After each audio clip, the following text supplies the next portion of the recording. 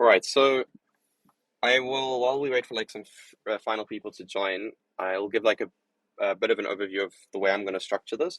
So thank you. I'm really excited that we've got like all these people here. I think this is awesome. Like you guys all want to run bots, and that's amazing because I think this is like a really good profit opportunity. And if you like tinkering with infrastructure, if you like running ETH nodes, if you like doing that kind of thing, then I think the Relayer bot fits nicely within to this framework. Um, so a bit of context around how we're going to structure this. So what I want to do is basically spend the first maybe 15, 20 minutes just going over like in simple terms how we run relayers.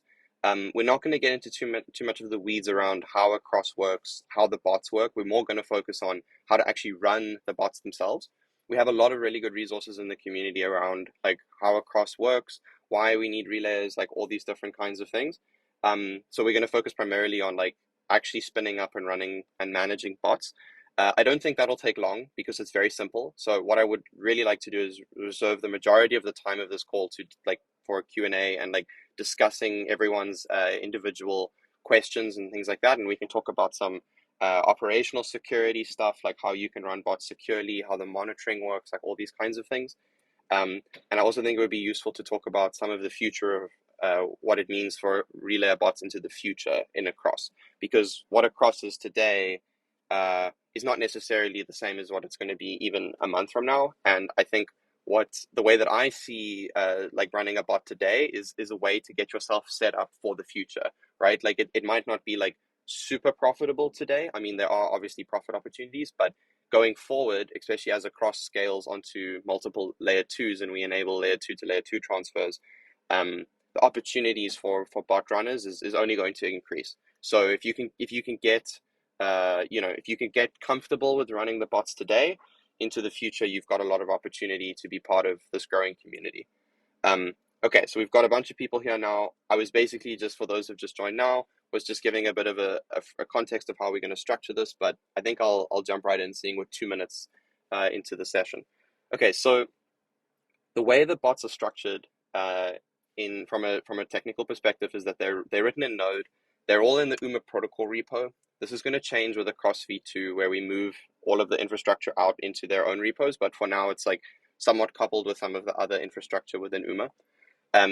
So we've got this document that you should have seen at some point if you want to like understand how to run a bot, but I'll go basically through like the steps that are important here. So the first thing you're going to do is actually clone the UMA mono repository, which is this repo, which has like all of the smart contracts for UMA except for a cross, which have been moved out now, and it includes the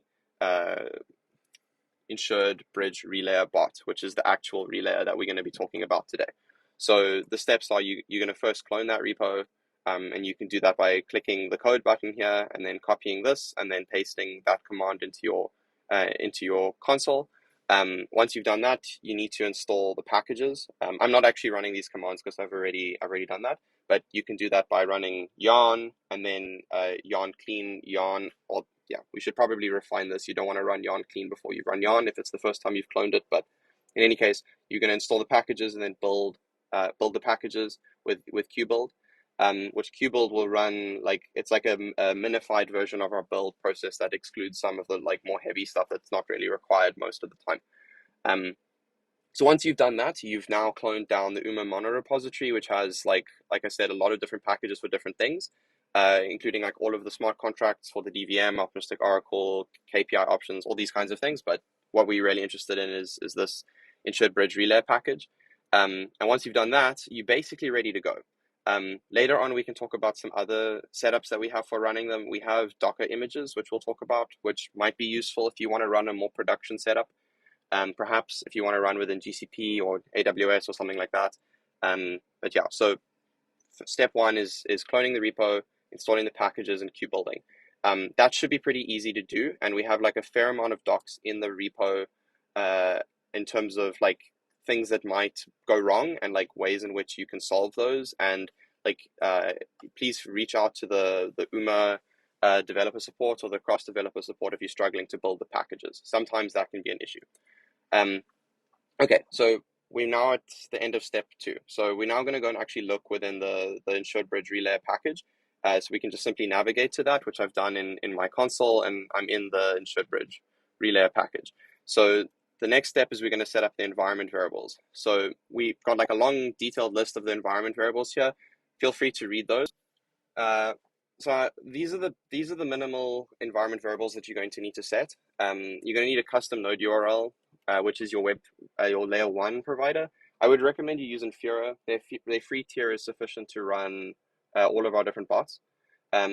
You then need to provide a Web3 RPC endpoint for each of the different chains that you want to relay from. So in across v1 right now, we only go layer 2 to layer 1, but each of the layer 2s require an RPC provider. So these two that I've put here are the publicly accessible ones for Optimism and Arbitrum. Boba has as well, but yeah, and if you're using Infura, they also provide, but these are the free ones that I could show without revealing API keys. The bot identifier, like you don't really need this, but if you're running lots of bots like we do at UMA, then it's useful to have this, especially because you want to be able to differentiate between different bots. These two addresses you should specify. So the rate model address, what this is the way across works under the hood is each of the tokens that we can relay have different rate models, and a rate model basically just defines the relationship between utilization of that particular pool and how much the depositor pays in fees. And we use an on-chain, like a smart contract, to store these rate models so that all the relayer bots use the same rate models. And that way, like when we update the contract, all the bots use the same rate model. If you use the wrong rate model, like it can be bad because you might be providing the wrong exchange rates for people. The bridge admin address is like the only contract address that the system needs to know to find the rest of the ecosystem's contracts. So from that, we can find all the deposit boxes, all the bridge pools, all the messages, and all the other stuff. It comes from this. We could roll these into the repo, so you don't need to provide them, but we think it's better to just like let users define them, because it's not like a huge amount of config. The L2 lookback, the L2 block lookback, if you're using Infura, won't be needed, but these RPC providers have limits on how far back you can look. So by putting this, we just kind of are a bit more gentle with how aggressively we hit the nodes. And that way we don't run out of our quota quite as aggressively. The whitelisted chain IDs is used for a disputer, but it's a good idea to just provide the list of all of the chain IDs that a cross runs on, if you do intend on running a disputer. If you get this wrong and you run a disputer, you might do incorrect disputes. So if you removed 10 from this and then ran a disputer bot, if you see any deposits from Arbitrum, or any relays from Optimism, which is an ID 10, your bot will dispute that. So just make sure that this is aligned with that. If you're worried about that, and also like in the beginning, I would recommend that you don't run a disputer. You just start off with a relayer. And we'll talk about the different like flavors of what the bot can do a little bit later. Chain IDs defines which chains you're actually going to be running the bot on. So for this demonstration, we're using chain ID 10, which is Optimism, and 42161, which is Arbitrum. So we're going to be relaying deposits that have originated from those two chains. Then we've enabled the relayer and the settler. So the relayer is the actual thing that's going to be doing the relaying, picking up deposits on the layer 2 and then submitting the relay transactions on layer 1. The settler, what that does is will actually settle your relays once they've gone through liveness. So we'll dig into a little bit more about the flow later, but basically if you're running a relayer with the intent of making money, you're going to need both of these enabled. If you don't have the settler enabled, then you won't be settling your relays and someone else will have to settle them for you. And if that happens, then they get your rewards, basically. So in the ideal path, you want to be relaying and then settling your relays. Just at a high level, just so while we're on the topic of settlement, the way a cross like works when you actually initiate a relay is that when you fast relay, which is what you're going to be doing most of the time, you instantly pay out the recipient who made a deposit on the layer 2. So you instantly pay them out. We call this a fast relay. And then after a liveness period of 2 hours, if the relay that you performed was not disputed, in order to get refunded the amount that you did in the relay, you need to settle that relay. And that's what the settler is doing. So if you don't have that enabled, then your relay won't settle and then you won't get your funds back. we do have a setup in the contracts where after 15 minutes after the settlement period begins, anyone else can settle on your behalf. So what will likely happen is that our UMA bots or someone else's relayer will go and settle that on your behalf. And that means that you basically lose your reward. So you want to have the settler enabled. There are other settings that the bots have. There's a finalizer, there's a disputer, and there's a few other things that we can look at. But for the intents and purposes of this tutorial, we don't need to worry about that right now. Okay, so this is the minimal config. It's pretty lightweight. You can literally just copy paste this and it will work.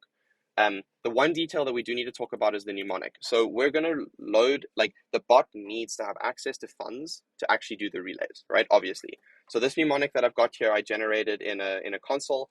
And you can use your MetaMask mnemonic. You can create your own mnemonic if you want. Load some funds into that, and the funds that you're going to need in there are specifically ETH to pay for transactions on layer 1, obviously, and then whatever asset you want to relay. So if you want to run a WETH bot for ETH bridging, then you need to load WETH. If you want to run a USDC bot, you need to put USDC. And then so you need to be careful about the operational security of this mnemonic. We'll talk a bit about that a bit later, but like on how to harden your security. But for now, just know that you need to set a mnemonic. Okay, so now to actually run the command, to actually run the bot, just 1 second, I want to just check something. Sorry, I'm like so paranoid that I reveal something. The joys, okay, we're good. Okay, so to run, yeah, please.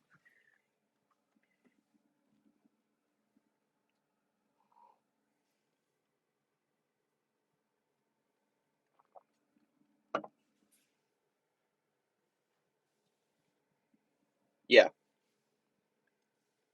that's a great point. Yeah, and I think like if we can just like get through the content and then we'll get to the questions as soon as possible. So just like any questions you have, just put them in there. We can get there. So okay, so we're at a point now where we've we've cloned the repo, we've installed the packages, like our dependencies, we've built the UMA packages, we've set our environment variables. So now we're ready to actually run the bot. So we're going to navigate to the insured bridge relay directory, which you can see in the path here. And we're going to run node, and then we're going to point it at dist source index. And the pathing is like that because all the bots are written in TypeScript. And then -- network mnemonic, a mainnet mnemonic. So this is going to run on a private key that I have set in my environment, and we'll see some logs. So the bot will turn on, and what we should see is, well, the first time you run the bot, it's going to actually send some transactions. So for all of the approved collateral addresses that we have, it will send some transactions, and we should see that happening now. Now, the bot is going to be a little bit slower running on my machine because I'm using these public RPC endpoints. If you use Infura, it is quite a bit faster, or if you're running your own node, it is a bit faster. When we run our bots in production, if there's no relays to be sent, it runs like end to end in about 5 seconds. So just as a point of reference. And these logs are like quite noisy, but they are also informative. So you can, like, we can just read through it and see what's going on. Like, we're creating an L1 client, which is the thing it looks for relay events. We're creating a whitelist. Here we can actually see that the bot is doing an approval transaction. So if we go look on Etherscan, this will be a transaction that just got sent from my bot to approve UMA. So we've got USDC, WETH, UMA, Badger, and WBTC currently whitelisted. More to come soon. But the bot's going to do some approval transactions for those to make sure that it can actually spend those currencies. So it sent off 3 transactions. We have a profitability module, so you can configure the bot to only send relays if it achieves a certain level of profit. We can talk about that later, but yeah, so that's basically what those logs are doing. You can see it went and actually found the prices of each of the collateral currencies, and then we're actually starting to look for relays. So you can see the bot sees there's no settleable relays. It's then going and looking on each of the different tokens. Here it's actually looking for a relay that could be done, but these are already sped up, so it's not going to do anything. And I mean, you can read through the logs if you want more information. And then we get to the end of the execution loop. So I'm just going to stop the bot here. So the way the bots are designed when you're running them like this is that they run on a 60-second polling cycle. So you can see it says end of execution loop waiting polling delay. So what that means is if I left the bot running, every 60 seconds, it will go and recheck the state on chain and see if anything has changed. And if it has, it will perform the actions that it's looking for. So that's either executing relays, settlements, disputes, like whatever you've got configured, it will do every 60 seconds. You can change that to be faster, to be slower. You can run it in serverless mode, which is what we do in prod, where you can set the polling delay to 0 and then the bot will close at the end of its run. There's a bunch of configurations depending on what you want, but the simplest setup is what we have here, where you don't set anything to do with the polling delay and the bot will run once every minute. Now, the question really is that good enough, right? And it depends. If you're the only bot running, then yeah, 1 minute will be fine. But if you're not, then maybe other people are going to beat you to the punch and will take the relays before you get there. That's up to you, and I think that that's kind of the goal of a lot of getting like people involved, is that it becomes competitive because whoever relays first will get the fees. In V2 we do have partial fills, which is really cool because if you're a smaller relayer but you're very performant, you can always be involved in a relay where you're doing a partial fill, and then maybe someone else with like a lot of capital can come and take the lion's share of the relay. But yeah, so that's how the polling delay works, and that's definitely something you can play around with. You could, in theory, set the polling delay to 0, or to like 1 second, and then the bot will run, basically as quickly as it can. In across V2, we're going to be changing this to use more of like an event listening model. But yeah, just like a polling technique like this is nice because you have like a consistent view of state, and that's the main reason why we designed the bots to do that. Like you don't have a situation where like your L1 view is ahead of your L2 view or anything like this. Like with this, like you update all the state and then you like can synchronously analyze that state for specific things to do. So that was it. We ran through the full life cycle, and we can run it again, and it's probably not going to see any relays that it can do, because I don't think there were any deposits in the interim, and also the mnemonic that I loaded up doesn't have a lot of money in it. It has like 0.2 ETH, I think, which was just enough to send these approval transactions. But yeah, if you wanted to actually send a meaningful amount of funds, you're going to need to load in more money into your bot. And there you go. You can see we're at the end of the polling delay a second time. So I just wanted to draw attention to these two logs because these are interesting.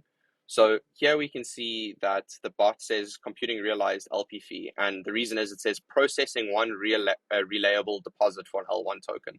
And this is the L1 token that it's referring to. So if we go look at this, so this is WETH, right? So this is on the WETH pool.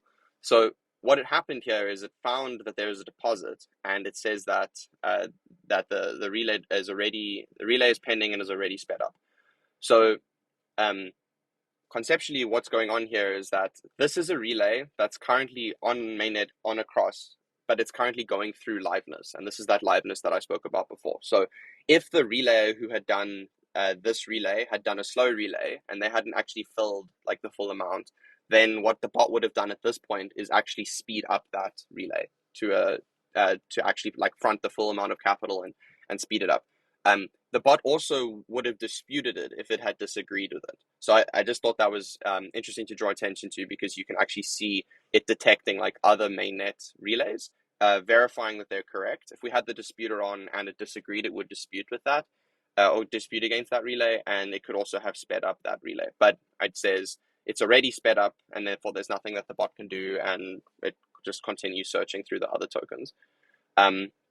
And you can see like here the logs continue because we're in polling mode and the bot will keep running. Okay, so that was like a 20-minute high speed how to run the bots and some like kind of disjointed information about a whole bunch of things. What I think I want to do now is, before we jump into looking at any questions, is just discuss briefly some operational security stuff. This might be relevant for some people, less so for others, depending on if you've run bots before. But I think it's important to note just like some of the important things to consider when you run these kinds of bots. So the mnemonic that you set in this bot, right, like this thing, and if you actually have a mnemonic set that has money in it, you need to be careful around how you manage that mnemonic. So these mnemonics are set in environment variables. We do have more sophisticated ways of doing that in the UMA monorepo if you want. Like we have the ability to store it within a GCKMS, like Google Cloud Key Management System thing, where you can have like Google manage your private keys, and then like your Web3 environment can actually decode them. That's a bit more involved. I think for most people, using environment variables is sufficient. So if you're running this within a VPS, like a virtual private server, like on DigitalOcean or whatever you choose, you just need to be careful around how you manage that mnemonic. Maybe you generate the mnemonic on the VPS and then you send funds to it. Maybe you use different techniques of looking after that. We have some resources where we talk about additional operational security, but yeah, I just wanted to draw attention to that. If you leak that mnemonic, obviously you're going to have a bad time. The other thing that's important to think about is the retry configs that we have on some of our providers. So this structure that we have here, we only have two providers. But what happens if like this RPC URL goes down, right? Which happens, like Infura, Alchemy, these providers, they do fail.